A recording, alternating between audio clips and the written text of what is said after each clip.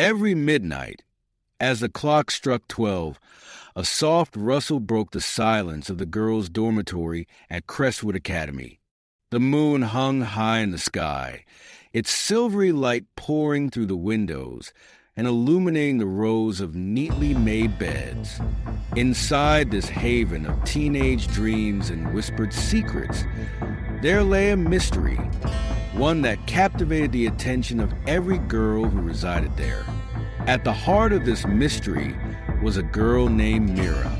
Mira was a peculiar figure in the dormitory, a tall, slender silhouette with an air of ethereal grace. Her long, dark hair cascaded down her back like a waterfall, framing a delicate face marked by deep-set eyes that seemed to hold countless secrets. She rarely spoke, preferring the company of her books to that of her classmates. During the day, she floated through the halls of Crestwood like a ghost, her presence often overlooked, her voice barely heard. But at night, when the rest of the world was enveloped in slumber, Mira transformed into something more than just a quiet girl. She became the subject of intrigue and whispers among her peers. It was no secret that Mira had an insatiable appetite.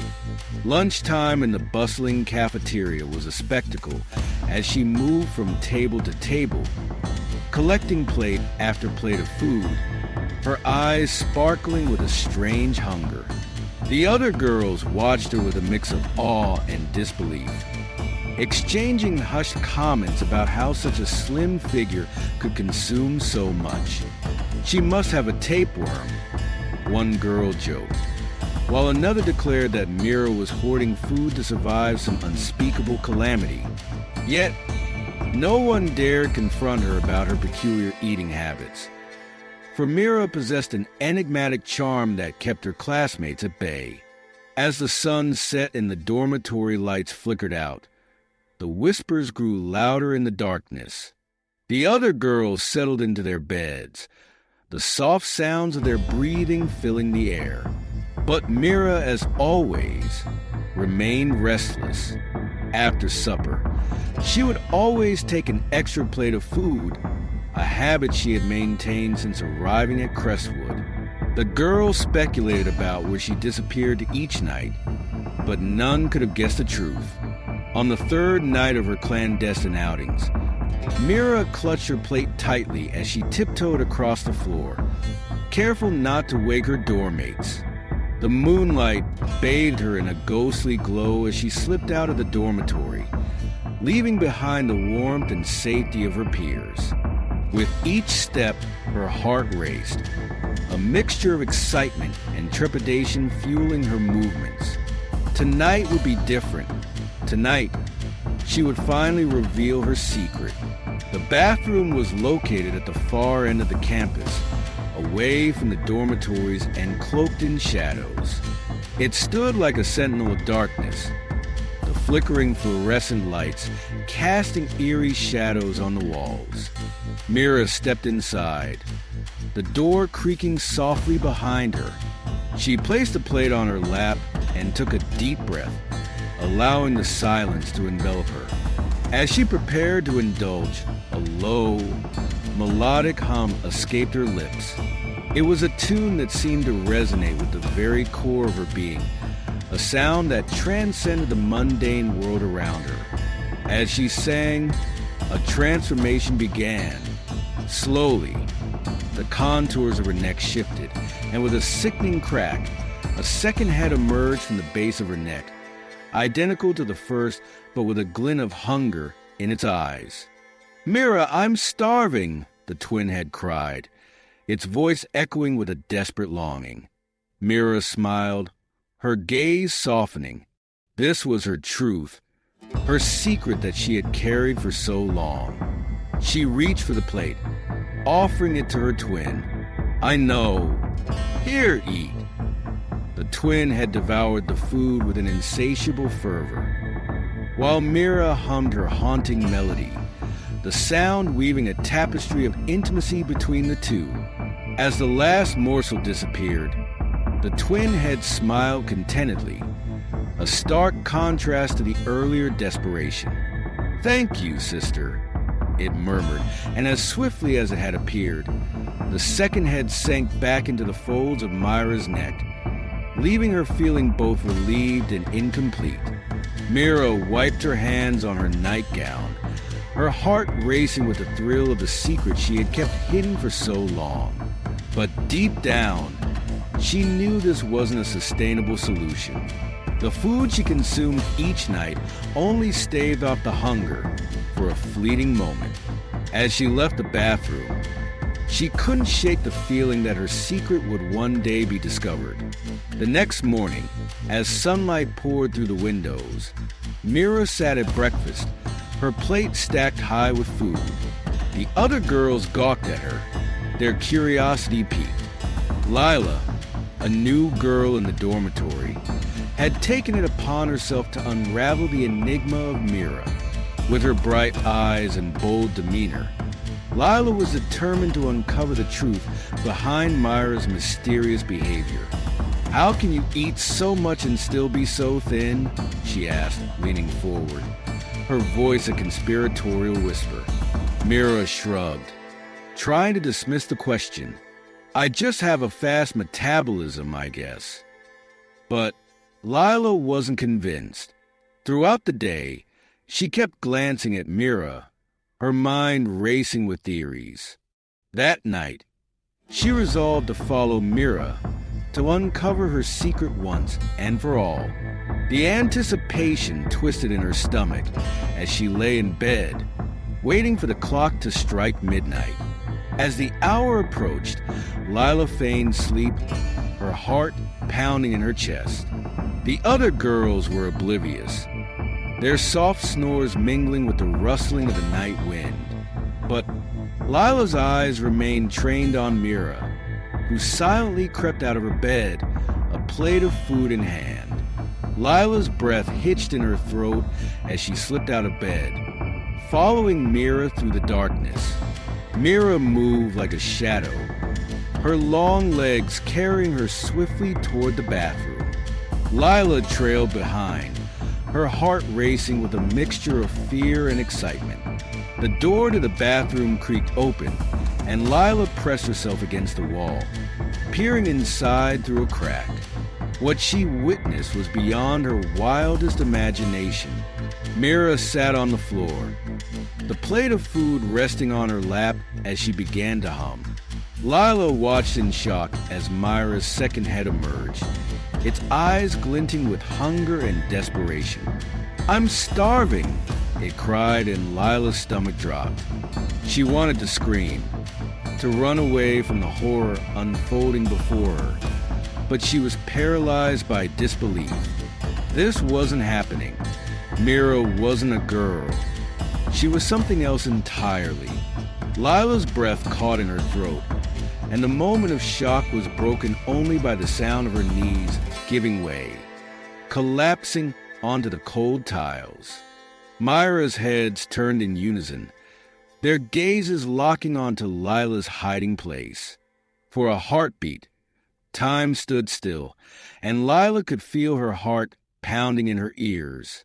Then, with a slow, deliberate grace, Mira approached the door, her twin heads both wearing twisted smiles that sent shivers down Lila's spine. "You should have stayed in bed," Mira's original head said, its voice soft but laced with an unsettling calmness. "Didn't your parents ever teach you not to poke your nose where it doesn't belong?" Lila wanted to protest, to shout that she hadn't meant to intrude, but her voice had abandoned her. Instead, she remained frozen, trapped in a nightmare she couldn't comprehend. The second head leaned closer, its smile widening, teeth glistening in the dim light. "Now, what are we going to do with you?" Mira crouched down, her eyes sparkling with a mixture of kindness and danger. "You will forget this," she whispered, her voice smooth as silk. "You will wake up in the morning and think it was all a bad dream." With that, The head sank back into Myra's neck, and she straightened, her expression serene as she stepped back into the shadows of the bathroom. Lila remained on the floor, trembling and confused, her mind racing as she grappled with the reality of what she had just seen. When morning arrived, Lila woke up with a start, drenched in sweat, the memory of the previous night flooding back to her. She shook her head, trying to convince herself it was all a nightmare. But as she glanced across the room, her eyes locked onto Mira, who was once again piling her plate high with food. The sight sent chills down her spine, the lingering echoes of that haunting melody ringing in her ears. Days passed, but the weight of the secret pressed heavily on Lila's heart. She tried to act normal, to participate in the usual dormitory activities. But every time she saw Mira, her stomach churned with anxiety. The cheerful laughter of her friends felt hollow, a stark contrast to the dark truth she carried. It wasn't long before Lila found herself slipping into a spiral of obsession. Each night, she would lie awake, listening for the sound of Myra's footsteps. When the clock struck midnight, she would brace herself for the next round of horror. But Mira was always so graceful, so elusive, slipping away like a phantom into the night. Finally, Lila decided she had to confront Mira. She needed answers, needed to break the suffocating silence that enveloped them.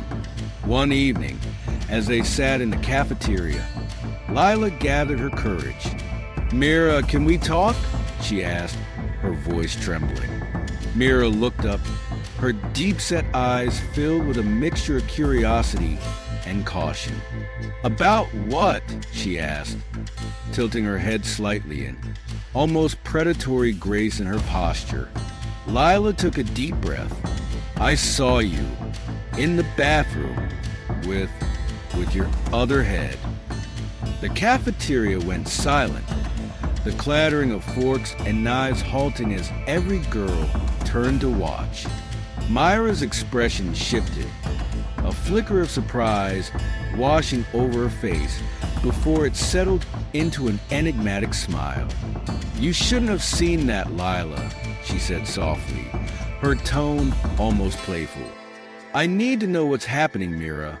You can't keep this a secret," Lila pressed, desperation creeping into her voice. "It's not right." Myra's gaze darkened, and for a moment, Lila could see the flicker of the other head behind her eyes. "You don't understand. It's not just about me. It's about survival." Lila blinked, her heart racing. "Survival? What do you mean?" Mira leaned closer, her voice dropping to a whisper. "There are things inside me that hunger for more than just food. If I don't feed them, they'll take over completely. I can't let that happen." The weight of Myra's words hung in the air like a dark cloud, suffocating and heavy. Lila's mind raced, the pieces of the puzzle starting to fall into place. "You're not just a girl, are you?" she whispered, her voice barely audible. Mira shook her head, her expression softening.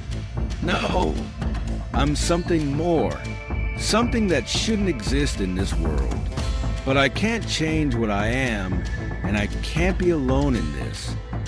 Lila felt a surge of sympathy for Mira, but it was tangled with fear. "What do you want from me?" "Help," Mira replied, her eyes pleading.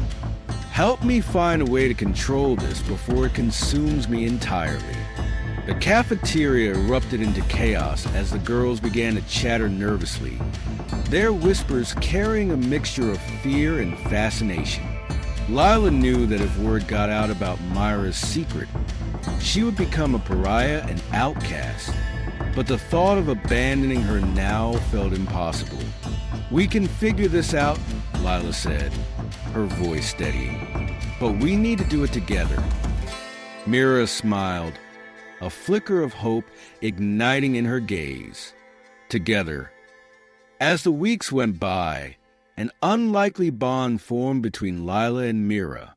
They spent countless nights discussing strategies, researching folklore about creatures that thrived on duality and hunger, delving into the realms of the unknown.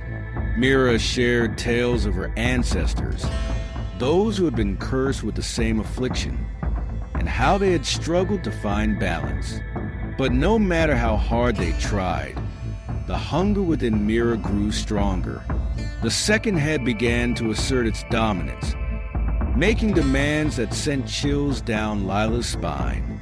Late at night, when Mira thought Lila was asleep, she could hear the whispers, the pleading voices urging her to feed them more.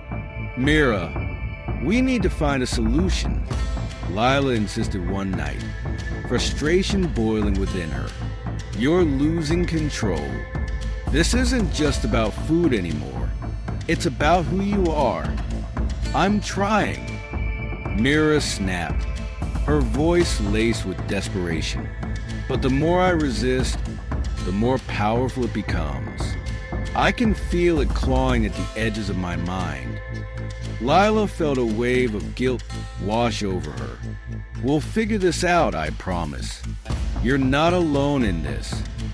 But as the days turned into weeks, the duality within Mira grew more pronounced. The other head was not just a secret. It was a dark presence that threatened to consume everything in its path. Myra's once gentle demeanor transformed into something volatile, and Lila could feel the shift in their dynamic. One night, Lila woke to the sound of Myra's humming, a haunting melody echoing through the darkness. She stumbled out of bed, drawn by the sound, and found Mira in the bathroom. Her twin had fully emerged, eyes glinting with an insatiable hunger. "Mira," Lila gasped, her heart racing. "You need to stop this." Mira turned to face her, the twin head grinning wickedly. "You should be grateful, Lila. I'm giving you a front row seat to the show." Lila felt a chill creep down her spine. "This isn't a show. You're losing yourself." "I'm not losing anything," Mira retorted, her voice low and dangerous. "I'm becoming who I was meant to be." The air crackled with tension, and Lila felt an overwhelming sense of fear wash over her. She didn't recognize the girl standing before her. Mira was slipping away, lost to the darkness that had consumed her. With every ounce of determination, Lila stepped forward, her voice steady. "I won't let you go. We can find a way to control this. You don't have to surrender." Myra's gaze softened for a brief moment, and Lila could see a flicker of the girl she once knew. "You don't understand," she whispered. "It's too late for me." In that moment, a wave of despair washed over Lila, and she realized the true weight of their situation. The hunger was not just physical. It was a manifestation of something deeper, a void that could never be filled. As the days turned into an agonizing blur, Lila grappled with her own emotions. She had grown to care for Mira, to understand the complexities of her existence. But the burden of that care was heavy, and as Mira spiraled further into darkness, Lila found herself at a crossroads. On the night of the full moon, Lila made her decision. She couldn't let Mira continue down this path of destruction, and she couldn't abandon her either. With a heavy heart, she gathered her courage and approached Mira one last time. "Mira, we need to talk," she said, her voice trembling with emotion. Mira looked up, her twin head watching intently, as if sensing the gravity of the moment. "What is it? I can't keep watching you do this to yourself. We need to find a way to end this, to stop the hunger once and for all," Lila pleaded. Myra's expression darkened, and for a moment, the other head seemed to take control. You think you can just walk away from this? You have no idea what you're asking. I do, Lila replied, her voice steadying. I'm asking you to choose. Choose life.